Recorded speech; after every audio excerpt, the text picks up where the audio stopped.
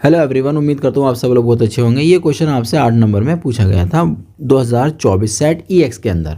ये हमारा last lecture है इस सेट का। इसके बाद हम नया सेट स्टार्ट करेंगे अपना। सबसे पहले हम लोग क्या करते हैं, जो समाकलन दे रखा है उसको I बराबर हम कंसिडर कर लेते हैं। 0 से लेकर π/2 लिमिट है। यहाँ पर साइन 2x है, एंगल डबल है यहाँ पर डॉट। और टिग्नोमेट्री के अंदर हम लोग जब डिस्कस करते हैं तो एंगल का बड़ा ही अच्छा रोल रहता है। यहाँ पर क्या आता है कि भैया जो एंगल यहाँ है ना वो एंगल यहाँ होना चाहिए, यानी कि एंगल दोनों साइडों में सेम सेम रहने चाहिए, तभी हम यहाँ पर सॉल्व कर पाते हैं। अब हम किस एंगल को किस एंगल में कन्वर्ट कर सकते हैं? क्या 2x को x में या x को 2x में कन्वर्ट कर सकते हैं? तो हम जानते हैं भैया साइन 2x का फॉर्मूला हमारे पास है, याद होगा हम लोगों को। उसमें लिखते थे साइन 2x का फॉर्मूला साइन 2 इंटू कोस, है ना, इस तरीके से लिखा जाता है साइन 2 का फॉर्मूला।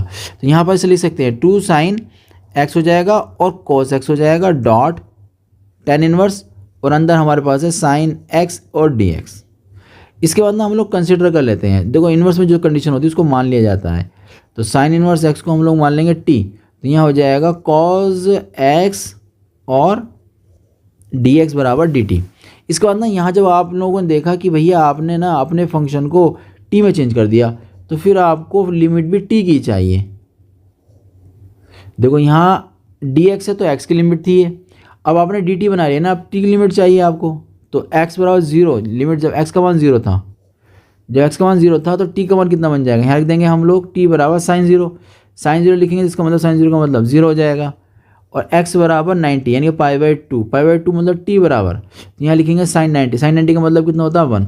तो इस तरीके से हम लोगों ने यहाँ पर इसके लिमिट को ब्रेक कर लिया। 0 पर 0 दे रहा है और π/2 पर दे रहा है 1। इसके बाद देखिए थोड़ा समझने की कोशिश करिएगा।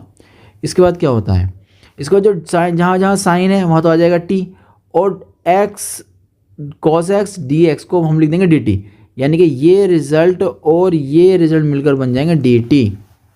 ठीक है, तो अब आपके पास क्या क्या बना, एक तो 2 बचा, साइन x को साइन x जो था उसको हम लिख दिया है ना t, तो साइन x को हम लोग लिख देंगे t, यहाँ t हो गया। cos गया dt में और बचा यहाँ फिर इससे आगे tan इनवर्स बचा, अंदर क्या हो जाएगा, अंदर t हो जाएगा, और ये दोनों रिजल्ट मिलकर बने हमारे dt। इस तरीके से पूरा फंक्शन t में कन्वर्ट हो चुका है। इसका मतलब जो हमने कंसिडर किया था या जो हमने माना था वो बिल्कुल सही था। ठीक है, तो यहाँ हो जाएगा t और tan इनवर्स t और dt। अब यहाँ पर दो फंक्शन आ गए हैं, एक ये फंक्शन है एक ये फंक्शन है, इन दोनों का समाकलन करना है। दो फंक्शनों का समाकलन हम लोग किस तरीके से करते हैं, वो हम लोगों के पास एक फॉर्मूला होता है। ठीक है, फॉर्मूला क्या होता है कि किसी एक का समाकलन करना होता है। हम जानते हैं इन्वर्स वालों का समाकलन नहीं होता है, तो इन्वर्स वालों को बाहर रखना पड़ेगा और फंक्शंस जो हमारा t है उसका समाकलन करना पड़ेगा। फिर इसके बाद क्या करना होता है, इसके बाद यहाँ पर कर्ली ब्रैकेट लगाई जाती है d/dx।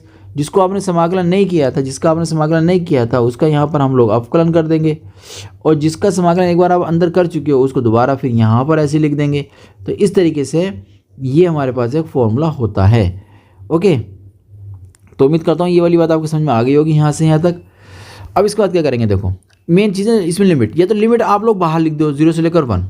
ठीक है, जब आंसर आ जाए उसके बाद लिमिट आप लगा दीजिएगा। और आप अगर ऐसा नहीं करना चाह रहे हो, आप ऐसा नहीं करना चाह रहे तो आपको ऐसा करना पड़ेगा कि यहाँ जो है अब समाकलन नहीं होना है, तो इतने का रिजल्ट आपको 0 से लेकर 1 लिखना पड़ेगा, और इसके लिए 0 से लेकर 1। ठीक है, I बराबर देखिए 2 हो जाएगा, यहाँ tan इनवर्स हो गया, और यहाँ हो जाएगा तुम्हारा t का t²/2। और लिमिट जो है ना, ये वाली लिमिट वो यहाँ से शुरू होकर यहाँ तक है, याद रखिएगा, यानी कि tan इनवर्स भी इसी के अंदर शामिल है। 0 से लेकर 1 हो जाएगा, माइनस 0 से लेकर 1 इंटीग्रेशन के अंदर tan का अपकरण सब जानते हैं 1/1 + t², यानी tan इनवर्स का हमारा ये बन जाता है। यहाँ पर t का समाकलन सब जानते हैं कि t²/2 हो जाएगा, dt हो जाएगा, और यहाँ से लेकर यहाँ तक 1। इसके लिए लिमिट यहाँ पर यूज़ कर ली है। इस वाले फंक्शन के लिए लिमिट बाहर यूज़ की गई है, कोई दिक्कत नहीं है, आप चाहे उस अंदर भी ले लीजिए। लेकिन आपको एक बात याद रखनी पड़ेगी, जितने फंक्शन है सब पर लिमिट होनी चाहिए। तो ये 2 एक बार यहाँ अप्लाई कर लेते हैं हम लोग। ठीक है, तो एक बार लिमिट जैसे हम लगाएंगे, अपर लिमिट 1 लगाएंगे, तो यहाँ हो जाएगा tan इनवर्स 1, यहाँ हो जाएगा 1 का स्क्वायर 1/2, यानी कि आगे आ जाएगा 1/2 माइनस। जब ये लिमिट लगाएंगे 0, तो यहाँ लगा t की जगह 0, तो पूरा टर्म ही क्या हो जाएगा 0 हो जाएगा। तो ये तो कंप्लीट हो गया।